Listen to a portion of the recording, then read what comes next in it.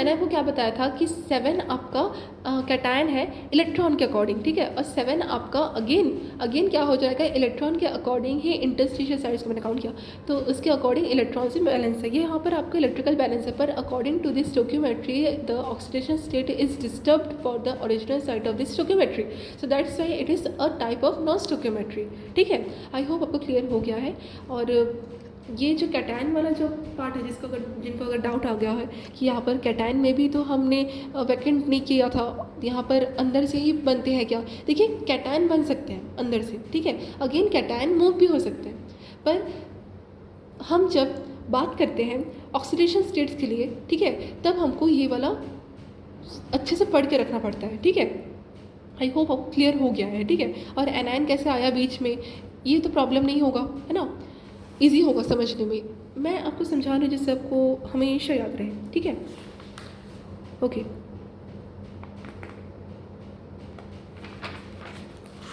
ये सेमीकंडक्टर की अगर बात हो रही है तो ये इंट्रिंसिक की बात हो, अभी एक्सट्रिंसिक में अभी गए नहीं है हम लोग, ठीक है, okay. Semiconductors without being doped are also known as n type semiconductor, ठीक है। देखिए सेमीकंडक्टर जब डॉप नहीं हुए रहते, ठीक है, मतलब मान लो कि ऐसे सेमीकंडक्टर जो अभी तक डॉपिंग में नहीं घुस रहे, ठीक है, सो वो वाले सेमीकंडक्टर को हम एन टाइप ऑफ सेमीकंडक्टर बोलते हैं, ठीक है। आई होप आपको क्लियर हो रहा होगा। और एन टाइप ऑफ सेमीकंडक्टर अगर मैं इंट्रिंसिक पे बात करूँ तो जिंक ऑक्साइड में आपका क्या हो जाएगा, एन टाइप ऑफ सेमीकंडक्टर आ जाएंगे, दोनों में ही न्यूट्रल टाइप ऑफ सेमीकंडक्टर के नाम से जाना जाता है, ठीक है। एक मैं आपको चीज़ बता देना चाहती हूँ कि one more term should be introduced as self doping which is for the seems in TiO2, ठीक है। TiO2 में आपका vacancy not important for defect but they are happened intentionally, ठीक है, मतलब एवरी टाइम वैकेंसी ही पॉसिबल होगा ऐसी बात नहीं है, आपका इंटेंशनली मतलब लैबोरेटरी में आपका हो सकता है कि कभी कभार दिखाई दे, ठीक है। सो इसके लिए भी आपका क्या हो सकता है, डिफेक्ट पॉसिबल हो सकता है। एक मिनट, ठीक है। थर्ड है आपका इम्प्योरिटी डिफेक्ट। क्या है इम्प्योरिटी डिफेक्ट, ये भी आपका नॉन स्टोकियोमेट्री का पार्ट नहीं है, ये आपका अलग पार्ट है which is considered as to be a point defect, ठीक है। In case of ionic crystals the impurity are introduced by adding foreign atoms और आयंस न्यूमेरिकली वेल एक्सप्लेन्ड। देखिए ये वाला पार्ट मैंने आपको न्यूमेरिकली अच्छे से समझा रखा है कि कैसे NaCl एक इम्प्योरिटी डिफेक्ट में आ रहे थे, ठीक है। आई होप आपको केवल पॉइंट क्लियर है कैसे स्ट्रॉन्शियम में वो घुस रहा था, मैंने आपको क्लियर कर रखा था डॉपिंग में, ठीक है, आपको क्लियर होगा।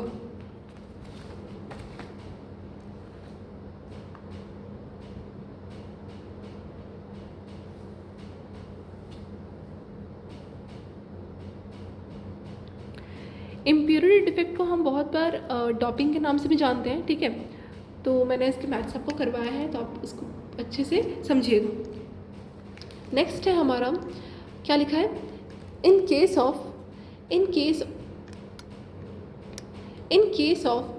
Of molten state of NaCl KCl the electrical property is available, ठीक है। देखिए मोल्टन स्टेट में जब आपका आयनिक क्रिस्टल्स आते हैं ना, ज़्यादातर हम अगर शॉर्टकी डिफेक्ट की बात करें तब आपका क्या होता है मतलब क्या होता है, इलेक्ट्रिकल प्रॉपर्टी दिखती है। It may be noted that insulators can also behave as semiconductors either at electrical temperature, ठीक है, सॉरी एलिवेटेड टेम्परेचर और due to presence of impurities of some other elements. देखिए ये बताया जा रहा है कि इंसुलेटर सेमीकंडक्टर की तरह बिहेव कर सकते हैं जब हम उसका टेम्परेचर बढ़ाते हैं, ठीक है, और या फिर हम उसके अंदर इम्प्योरिटी का ऐड कर दें तो भी वो एक इलेक्ट्रिकल अप्लायंस की तरह वर्क कर सकते हैं।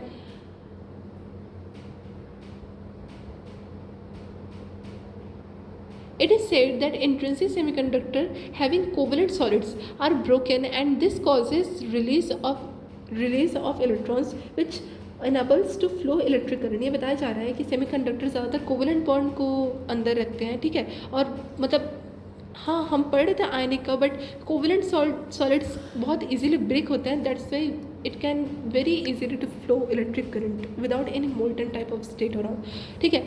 अच्छा अब बारी आती है कि क्यों एक्सट्रिंसिक से, अभी आपको मैंने एक्सट्रिंसिक के बारे में छोटा सा प्रमो दिया था कि एक्सट्रिंसिक क्या होता है। देखिए एक्सट्रिंसिक क्यों आया वो हमको समझना है। Why extrinsic semiconductors are introduced in our chemistry. देखिए because the intrinsic semiconductors are too low to be of practical use, ठीक है। Their conductivity is increased by adding an appropriate amount of suitable impurity, ठीक है। This process is called doping, ठीक है। मतलब हम extrinsic semiconductor, intrinsic semiconductor को ही extrinsic semiconductor कैसे बनाते हैं, ठीक है। यही मैंने आपको अभी बताया था कि NaCl को कैसे डॉप किए। डॉप का ही मतलब ये होता है कि आपका जो है पावर बढ़ जाती है, ठीक है। That's why doping is important in our practical use, to do practical use in our daily life science, ठीक है। ओके, सो यहाँ पर स्टार्ट करते हैं इसको पढ़ना।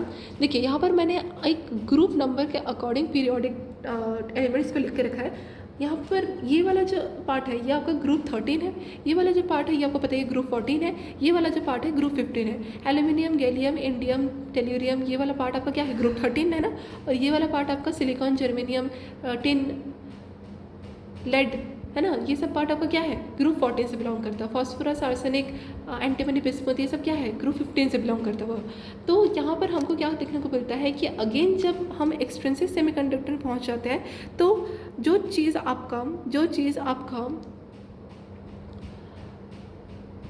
इंट्रिंसिक से एक्सट्रिंसिक में पहुंचा, तब अगेन जो चीज़ आपका हम एन टाइप पी टाइप में देख रहे थे वही अगेन हमको एन टाइप पी टाइप में देखने को मिलेगा, एक्सट्रिंसिक में भी, ठीक है। सो यहाँ पर मैंने एक छोटा सा एग्जाम्पल दिया कि सिलिकॉन जब डॉप होता है फॉस्फोरस के साथ, ये बुक में बहुत ज़्यादा लेंथी है तो मैं आपको सिंपल बता दे रही हूँ। देखिए सिलिकॉन जब डॉप होता है, सिलिकॉन मतलब ज़्यादातर ये वाला बहुत ईजिली मतलब ड्रास्टिकली क्या होता है कि इलेक्ट्रिकल कंडक्टेंस बन सकता है। So that's why we have to dope silicon group 14 elements with one time group 13 then one type group 15। Group 15 के साथ आपका एक मतलब semiconductor, one type of semiconductor देखने को मिल सकता है। अगेन ग्रुप 13 के में भी आपका एक टाइप ऑफ सेमीकंडक्टर देखने को मिल सकता है, दोनों ही न्यूट्रल होते हैं, ठीक है। ओके, यहाँ पर मैंने यहाँ लिख के रखा है कि जब सिलिकॉन डॉप होता है फॉस्फोरस के साथ, मतलब सिलिकॉन जब ग्रुप नंबर 14 जब 15 के साथ डॉप हो रहा है तब आपका क्या हो रहा है। We know that the silicon has 4 valence electrons, as we know that it is belong to group number 14, so it's last valence shell electron would be 4. So 4 covalent bonds it can easily make with 5 phosphorus electrons, but out of which one electron remains, and that electron is able to production of electric current. That's why it is a type of semiconductor, and due to presence of extra electron it is known as n type of semiconductor. okay, so यहाँ पर आपको ये easy होगा, है ना। हाँ,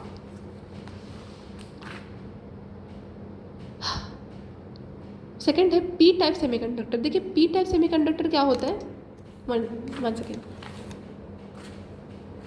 P type semiconductor क्या होता है, देखिए पी टाइप सेमीकंडक्टर में ना आपको देखने को मिल सकता है इलेक्ट्रॉन डेफिशिएंट और एक्सेप्टर इम्प्योरिटीज। जैसे कि हमने एन टाइप ऑफ सेमीकंडक्टर में पढ़ा था कि आपका डोनर देखने को मिल सकता है, डोनर, पर हमको यहाँ पर क्या देखना है, यहाँ पर हमको क्या देखना है, एक्सेप्टर देखना है। यहाँ पर हमको क्या देखना है, एक्सेप्टर देखना है।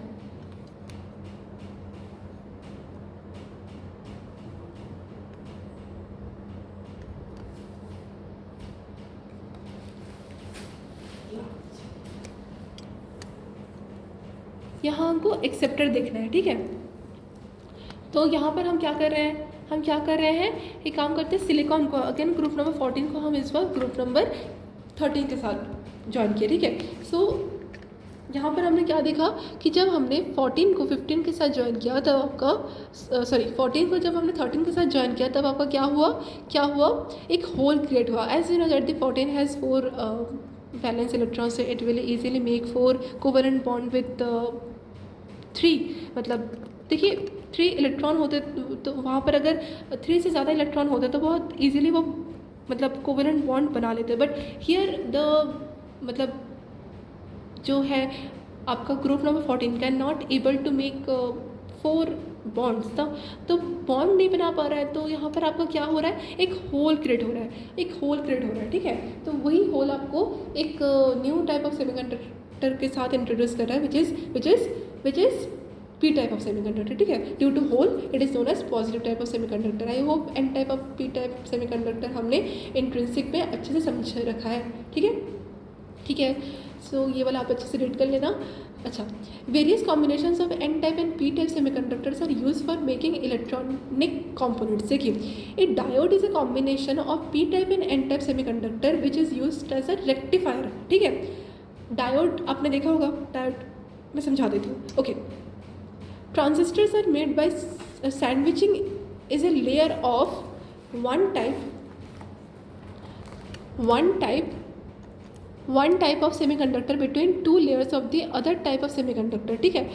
For example, NPN and PNP type of transistors are used to detect or amplify radio audio signals। देखिए, ट्रांजिस्टर्स आपके घर पे बहुत सारे अप्लायंसेस में लगे हुए रहते हैं which is use to detect basically audio signals और रेडियो वगैरह में। तो वो क्या होता है, मतलब मार्केट में मिलता है। सो वो क्या होता है, उसमें डायोड लगा रहता है। हमें पता होना चाहिए कि what is the meaning of NPN junction. So NPN का जो आपने फिजिक्स में अगर पढ़ रखा है कि what is the meaning of NPN PNP, so वो उन स्टूडेंट्स के लिए ये कठिन नहीं होगा, पर जिनको पता नहीं है उनको मैं बता देना चाहती हूँ कि पीएनपी का मतलब होता है positive negative positive transistor, and NPN का मतलब होता है नेगेटिव पॉजिटिव नेगेटिव ट्रांजिस्टर। तो यहाँ पर मैंने आपको दिखाया है कि जो आपका ये ट्रांजिस्टर है, ये ऐसे वाला अगर आपको सिंबल देखने को मिलता है तब आपका जो है ट्रांजिस्टर एनपीएन बताया जाता है, क्योंकि as we note that the electric current is moved from positive terminal to negative terminal, so that's why the NPN transistor is look like this. And again positive में आपका अंदर की तरफ एरो दिख रहा है, ये नेगेटिव मिडिल पार्ट को मैंने बनाया था, दैट्स वाई आपको 2 ही पॉजिटिव शायद अंदर की तरफ देखने को मिल रहा है, that's why it is the symbol of PNP type of transistor, ठीक है।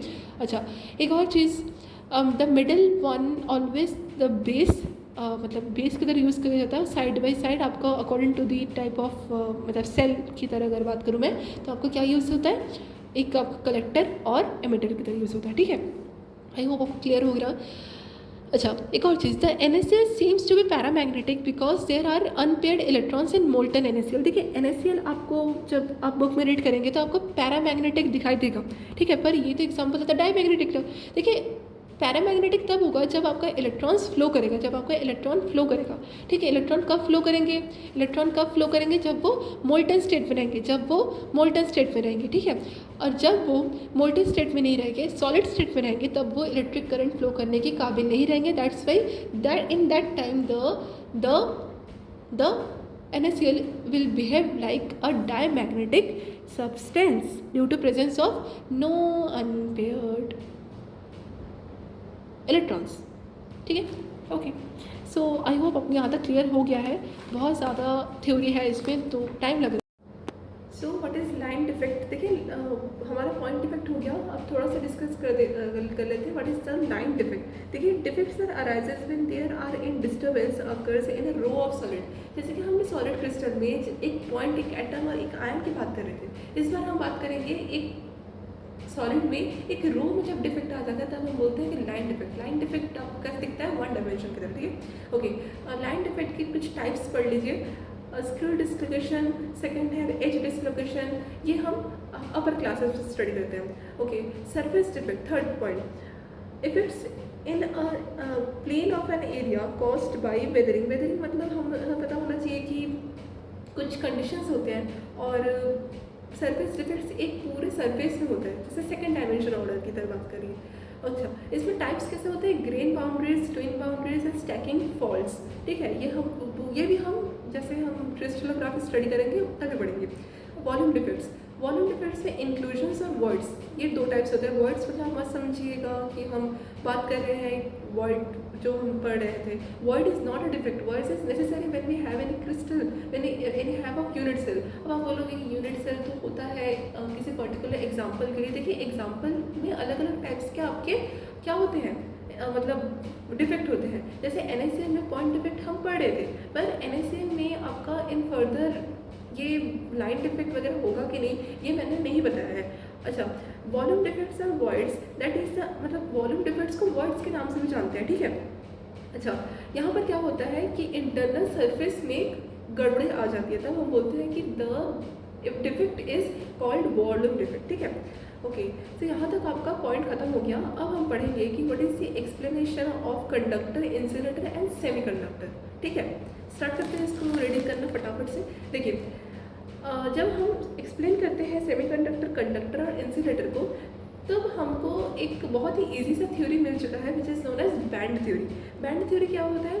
एक ऐसी एनर्जी लेवल जो कि बहुत ज़्यादा क्लोजली पैक्ड होती है, और जितनी क्लोजली पैक्ड होगी उसका एक गैप होता है, उस गैप को अभी हम स्टडी करेंगे। वही गैप हमको मदद करता है ये समझाने में कि कैसा आपका सब्सटेंस का नेचर है, इंसुलेटर है या कंडक्टिंग है या नॉन इंसुलेटर, मतलब हम बोल सकते हैं कि any kind of solid type. Okay, so ये हमको पता होना चाहिए कि जो आपका गैप है वो कितना परसेंट है, मतलब।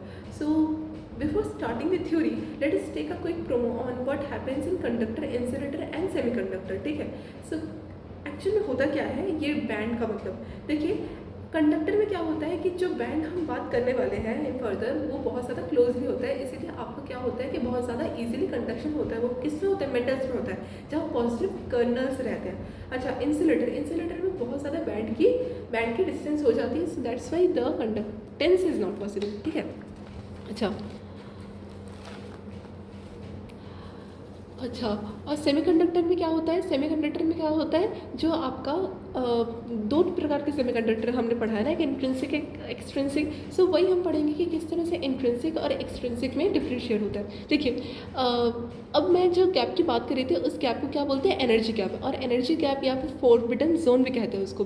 देखिए, ये जो गैप बनता है, ये गैप बेसिकली दो बैंड के बीच में बनता है, ठीक है। एक होता है कंडक्शन बैंड, एक होता है वैलेंस बैंड। मतलब जो बैंड थ्योरी है वो बेसिकली दो बैंड्स में डिवीजन होने के बाद बताई गई है। एक होता है वैलेंस बैंड, एक होता है कंडक्शन बैंड। देखिए, वैलेंस बैंड हो या कंडक्शन बैंड हो, ये दोनों ही प्रॉपरली बिलोंग करते होंगे एक पर्टिकुलर एटम के इलेक्ट्रॉनिक कन्फिग्रेशन से, ठीक है। जैसे कि मान लीजिए मैं लिथियम का आपको इलेक्ट्रॉनिक कन्फिग्रेशन पूछा था, क्या बोलोगे? 2s1, because lithium is a hydrogen helium lithium 3 atomic number belonging group. So हमको ये पता होना चाहिए कि according to the electronic configuration, the conduction band and valence band का जो भरने का तरीका होता है वो कैसा होता है। देखिए, जो वैलेंस बैंड रहता है उसमें क्या रहता है कि बहुत ज़्यादा इलेक्ट्रॉन्स रहते हैं, ये हमको पता होना चाहिए। कंडक्शन बैंड बहुत ज़्यादा खाली रहता है, और वैलेंस बैंड में जितने भी आपके इलेक्ट्रॉनिक कन्फिग्रेशन के ऑर्बिटल्स जो है वो प्रेजेंट रहते हैं, इसीलिए वैलेंस बैंड बहुत ज़्यादा भारी होता है, नीचे की तरफ रहता है। As we go upper the band we will decrease in energy, ठीक है। देखिए, हमारे पास एनर्जी लेवल ऐसे जाती है, ऐसे, है ना। सो ये पता होना चाहिए कि जब हमारा 2s1 कन्फिग्रेशन रहता है लिथियम का, तब हाफ फील्ड ऑर्बिटल्स आपका वैलेंस बैंड में रहेंगे as per the experimental theory, और हाफ इलेक्ट्रॉन्स आपके कहाँ रहेंगे? कंडक्शन बैंड में। देखिए, यहाँ पर मैंने बताया have field orbitals on the bb मतलब valence band and other empty attached orbital on the conduction band. ये आपका 2s1 के लिए था। अच्छा, बेरिलियम के लिए कैसा है? 1s2 2s2 completely filled will go on valence band and the 2p orbital जो कि 2s के साथ जुड़ के आए थे वो कहाँ पर चले जाएंगे? कंडक्शन बैंड में, ठीक है। अच्छा,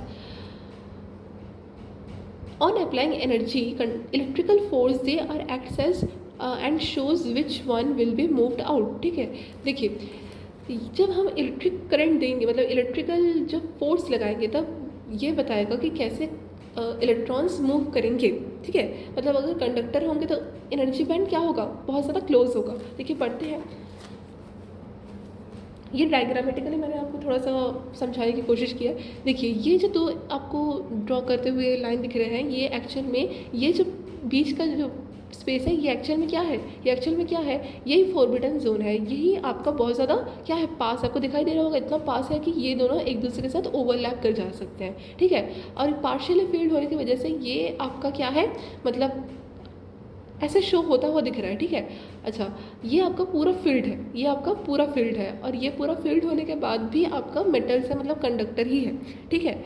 तो ये फील्ड होने के बाद आपके according to the practical use में हम जब इसका चेक करते हैं ना तरीका, तब हमको इसमें कुछ जूल में एनर्जी देखने को मिलती है। That's energy is helps us to find out the conductor, insulator और सेमीकंडक्टर नेचर, ठीक है। अच्छा, यहाँ पर आपका सेमीकंडक्टर है, ये वाला आपका इंसुलेटर। देखिए सेमीकंडक्टर में जो आपका गैप होता है वो बहुत ज़्यादा स्मॉल एनर्जी गैप रहता है। देखिए एनर्जी गैप आपका रहता है, एनर्जी गैप तो रहता है पर हाँ स्मॉल रहता है। That is why the semiconductor is can be converted into the conductor if we reduce the distance, so we can easily overlap each band and then we can easily conduct the electric current. so ये आपका semiconductor है, ये वाला आपका क्या है, insulator है। Insulator में आपको क्या रहता है, बहुत ज़्यादा डिस्टेंस ज़्यादा रहता है, that's why the insulator can not able to flow electric current, ठीक है। जो आप मैंने आपको बैंड बताया, वो बैंड आपको याद रखना है कि नीचे का बैंड आपका क्या हो जाएगा, कंडक्शन बैंड की तरह काम नहीं करेगा। ये नीचे का बैंड आपका वैलेंस बैंड की तरह काम करेगा। जो फील्ड रहते हैं इलेक्ट्रॉन्स के साथ, they are very heavily fit, मतलब डीपली फिट रहते हैं, ठीक है। और ऊपर की तरफ जितना हम जाएंगे हवा की तरफ, तब आपका क्या होगा, बहुत ज़्यादा हल्का चीज़ रहेगा, विच इज़ कंडक्शन बैंड, ठीक है, जहाँ पर इलेक्ट्रिक कंडक्ट होने के काबिल पहुँच सकता है, ठीक है। ओके, सो इसके बाद हमको बहुत इंपॉर्टेंट चीज़ पढ़ना है, विच इज़ कैसे मैग्नेटिक प्रॉपर्टी शो होता है इन्हीं सब्सटेंसेस में। मैंने लिख के रखा था कुछ पॉइंट्स, देखिए magnetic properties of solids. Under the influence of external magnetic field certain solid substances में एग्जिबिट डिफरेंट मैग्नेटिक बिहेवियर, ठीक है। देखिए मैग्नेटिक बिहेवियर अलग अलग सब्सटेंसेज अलग अलग दिखाएंगे, क्योंकि अलग अलग सब्सटेंसेज की जो मतलब होने के तरीके हैं, फॉर्मेशन होने के तरीके हैं, बनने के अरेंजमेंट है, वो अलग अलग है। So each electron behaves like a magnet, electron magnet की तरह काम करता है, ये बताया जाता है। अच्छा, सो यहाँ पर आपका फर्स्ट मतलब बेसिकली 5 बेसिक टाइप्स में डिवाइड कर दिया गया है जो मैग्नेटिक प्रॉपर्टीज़ ऑफ सॉलिड है, ठीक है। फर्स्ट में क्या होता है आपका डायमैग्नेटिक और पैरामैग्नेटिक। देखिए डायमैग्नेटिक और पैरामैग्नेटिक तो सबको पता है, ठीक है, डायमैग्नेटिक और पैरामैग्नेटिक सबको पता है, पर न्यूली इंट्रोड्यूस क्या क्या होता है, फिजिक्स में भी इंट्रोड्यूस होगा, फेरोमैग्नेटिक, फेरीमैग्नेटिक और एंटोफेरोमैग्नेटिक, ठीक है। ये 3 न्यू चीज़ें इंट्रोड्यूस होती हैं in chemistry and physics both. तो बस तीनों चीज़ें आपको न्यू है। जो एंटी फेरोमैग्नेटिक और ferromagnetic they are just opposite nature, से उनको याद रखना इजी रहता है। पर जो फेरीमैग्नेटिक होता है ना, उसका एंटी फेरी तो नहीं होता, पर हाँ फेरीमैग्नेटिक थोड़ा सा न्यू रहता है, तो आपको थोड़ा सा उसको अच्छे से पढ़ लेना है। सो हम पहले देख लेते हैं कि बड़े से मीनिंग ऑफ डायमैग्नेटिक, अगर सब भूल गए हैं कि मैग्नेटिक में डायमैग्नेटिक किस तरह से आता है। देखिए डायमैग्नेटिक पैरामैग्नेटिक का जो हम थ्योरी है वो एमओटी के स्ट्रक्चर में पढ़ते आ रहे हैं, और उसके अकॉर्डिंग हम एक एक सब्सटेंसेस का डायमैग्नेटिक पैरामैग्नेटिक नेचर होने का जो है थ्योरी फाइंड कर सकते हैं इजीली मॉलिक्यूलर ऑर्बिटल थ्योरी से।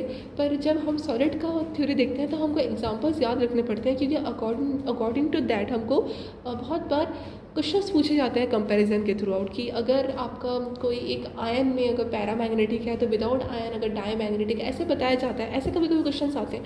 तो उन कुछ क्वेश्चंस को सॉल्व करने के लिए हमको बेसिकली एक इलेक्ट्रॉनिक कन्फिगरेशन का पॉइंट ऑफ व्यू याद रखना है, और ऑफ प्रिंसिपल याद रखना है, जिसके थ्रू आउट हमको ये कभी भी प्रॉब्लम ना हो कि किस तरह से आपके मैग्नेटिक मूवमेंट्स पॉसिबल हैं, ठीक है। ओके, सो स्टार्ट करते हैं what is the meaning of diamagnetic. So due to presence of no unpaired electron they are weakly repelled by the external magnetic field. Diamagnetic मतलब जहाँ पर आपके अनपेयर्ड इलेक्ट्रॉन्स प्रेजेंट ना हो, ऑल आर पेयर्ड इलेक्ट्रॉन्स, ठीक है। मतलब at last आपके जो कन्फिग्रेशन आएगी ऑर्बिटल्स में, वो कहाँ तक आएगी, भरी हुई आएगी। मतलब भरी हुई नहीं, मतलब हम बोल सकते हैं कि there are no unpaired electrons are there, okay, that's electron is known as मतलब डायमैग्नेटिक, ठीक है। अच्छा, वो बहुत ज़्यादा एक साथ एक ही जैसे इलेक्ट्रॉन्स होने के बाद हमको क्या देखने को मिलता है कि they are just weakly repelled. अच्छा, जब मतलब हम इस वाले सॉलिड को मैग्नेट के कॉन्टैक्ट में लाते हैं, तब ये मैग्नेट के साथ वीकली रिपल्शन शो करते हैं, ठीक है। और the magnetic moment possessed by an electron with spin in one direction is cancelled by that one spin with opposite direction. हमें पता होना चाहिए कि जो आपका ऐसे कुछ ऑर्बिटल्स बनते हैं ना, ऐसे एस, ये पी, ऐसे ऑर्बिटल्स आपको दिखते होंगे जहाँ पर ऐसे होते हैं ना इलेक्ट्रॉन्स। सो ये वाले इलेक्ट्रॉन्स आपको ये शो करते हैं कि एक ऊपर है एक नीचे है, ऐसे मतलब एक अगर सिंपल डायरेक्शन में, तो उसके जस्ट ऑपोजिट डायरेक्शन में एक इलेक्ट्रॉन मूव कर रहा है, तो ये पूरे 2 इलेक्ट्रॉन मिला के बनाते हैं एक ऑर्बिटल। सो हमको ये पता होना चाहिए कि एक ऑर्बिटल में अगर पेयर्ड इलेक्ट्रॉन्स है, so they are tends to be in a part to cancel each other, ठीक है। तो अगर मैग्नेटिक होगा तो आप ही बताओ कि इनका नेट मैग्नेटिक मोमेंट क्या निकलेगा, 0, क्योंकि अगर सब कैंसिल ही हो गए तो हम कैलकुलेट करेंगे क्या। So there are no net magnetic moment in the diamagnetic substances, so the net magnetic moment in diamagnetic substances will be 0, है ना। तो इनके कुछ एग्जांपल्स देख लीजिए। क्या होते हैं एग्जांपल, कॉपर आयन TiO2, ठीक है। TiO2 मैंने आपको अभी बताया था, आई होप कि आपने देखा होगा डॉपिंग में। Okay, H2 water, NaCl, sodium chloride. देखिए सोडियम क्लोराइड डायमैग्नेटिक में आता है, ठीक है। क्यों? क्योंकि सोडियम क्लोराइड इस टाइम डायमैग्नेटिक सब्सटेंसेस के टाइम क्या होता है, इलेक्ट्रिकल कंडक्टेंस शो नहीं करता है। That's why it is just like weekly rippled with the magnetic external magnetic field. Okay, देखिए एक्सटर्नल मैग्नेटिक फील्ड का मतलब आप समझ रहे हैं, जब हम उसको मैग्नेटिक फ्लक्स के थ्रू आउट मतलब मैग्नेटाइज करने की कोशिश कर रहे हैं, आप समझ रहे हैं। आई होप आप फिजिक्स में मैग्नेट वाला चैप्टर पढ़ के आए हैं, तो आपको समझने में दिक्कत नहीं होगा कि कैसे मैग्नेटिक जो है बिहेवियर होता है ना। सो अगर समझ में नहीं आ रहा हो तो प्लीज़ आप बताइए, नहीं तो मुझे समझ नहीं आएगा कि कहाँ क्या डाउट आता है। अच्छा, तो आप अभी के लिए इतना समझ के रखिए, अगर कन्फ्यूजन हो रहा है कि डायमैग्नेटिक सब्सटेंसेस क्या होते हैं, पेयर्ड रहते हैं। पेयर्ड रहने के बाद वो बहुत ज़्यादा पेयर्ड होने के बाद वो वीकली रिपल्शन शो करते हैं, और वीकली रिपल्शन होने के बाद उनका जो नेट मैग्नेटिक मूवमेंट होता है वो 0 हो जाता है। और उनके एग्जांपल्स क्या क्या होते हैं, NaCl, H2O, ऐसे, ठीक है। ओके, सो सेकेंड है आपका paramagnetic movement, paramagnetic substance. Paramagnetic substances को जब हम मतलब मैग्नेटिक फील्ड के कॉन्टैक्ट में लाते हैं तब वो पैरामैग्नेटिज्म शो करते हैं, as they are unpaired electrons, they are just weakly attracted and but वो तब तक ही अट्रैक्टेड रहेंगे जब तक हम मैग्नेटिक फील्ड के कांटेक्ट में रहेंगे। जब हम मैग्नेटिक फील्ड के एब्सेंट हो जाएंगे, in the absence of magnetic field we can not assume that the मतलब पैरामैग्नेटिज्म मतलब होगा, ठीक है। पैरामैग्नेटिज्म होने की वजह से मैग्नेट का होना ज़रूरी है, और इनके एग्जांपल्स बहुत मेजर एग्जांपल्स रहते हैं, कॉपर +2, ठीक है, और O2, ठीक है। देखिए O2 को हम बहुत बार ऐसे पढ़े थे कि उनमें मतलब इवन के बाद भी वो मतलब पैरामैग्नेटिक है, ये एक्सेप्शन है, बट हाँ O2 होता है। ओके, फेरोमैग्नेटिक सब्सटेंस, ये आपके लिए थोड़ा सा न्यू है। देखिए इसमें क्या होता है, they are strongly attracted in external magnetic field. देखिए जब हम फेरोमैग्नेटिक सब्सटेंसेस को मैग्नेटिक फील्ड के कांटेक्ट में लाते हैं तब वो स्ट्रॉन्ग अट्रैक्ट क्यों करते हैं, वो हमको फाइंड करना है। देखिए even in the absence of magnetic field they just behave like a strong magnet, ठीक है। मतलब अगर हम एक आयरन में, है ना, अगर हम एक आयरन में कॉपर की तार को जोड़ दें, ठीक है, ये ऐसे एग्जांपल्स आयरन वगैरह के होते हैं बेसिकली। तो आयरन कुछ देर बाद अगर हम कॉपर की तार को हटा भी दें, इलेक्ट्रिकल कंडक्टर मतलब मैग्नेटिक मूवमेंट मतलब मैग्नेटिक फ्लक्स दे के भी अगर हम हटा दें तो भी वो इटसेल्फ एक मैग्नेट की तरह काम करेगा, चुंबक की तरह।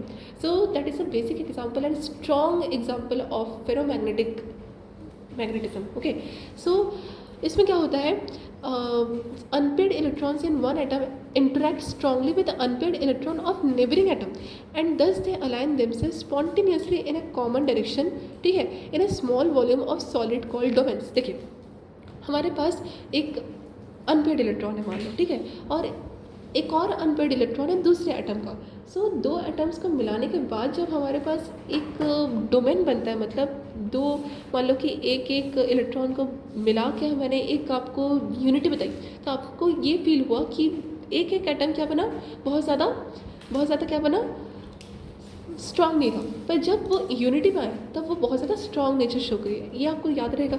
सो यही बताना चाह रहा है कि यहाँ पर एक अनपेयर्ड इलेक्ट्रॉन एक दूसरे एटम का है और एक अनपेयर्ड इलेक्ट्रॉन दूसरे एटम का है, and that they are just combine with each other and make an in a align and again they make domain like structure, ठीक है।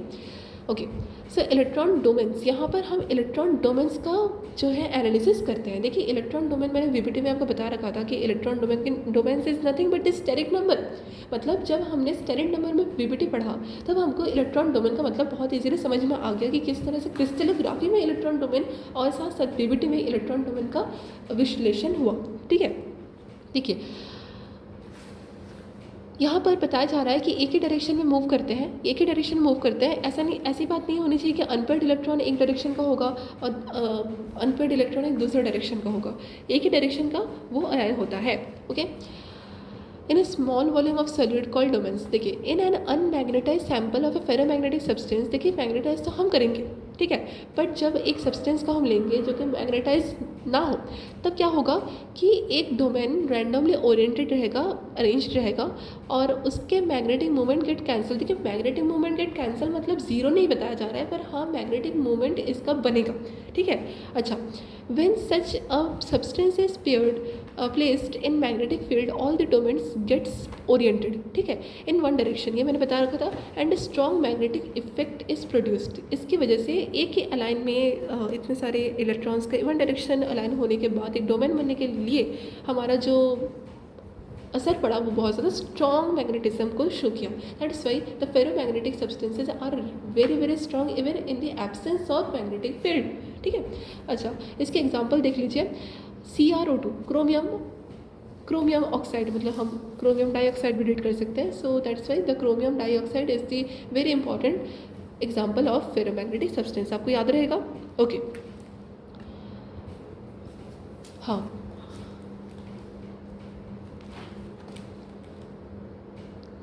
इसके आप डायग्राम देख लीजिए, ये पहले ऐसे थे, अगेन ये एक दूसरे एटम है, ये एक दूसरे एटम है, दोनों को कॉम्बिनेशन करने के बाद धीरे धीरे ये एक लाइन में आ गए। लाइन में कैसे आए, प्लस माइनस ऐसे दिख रहा होगा।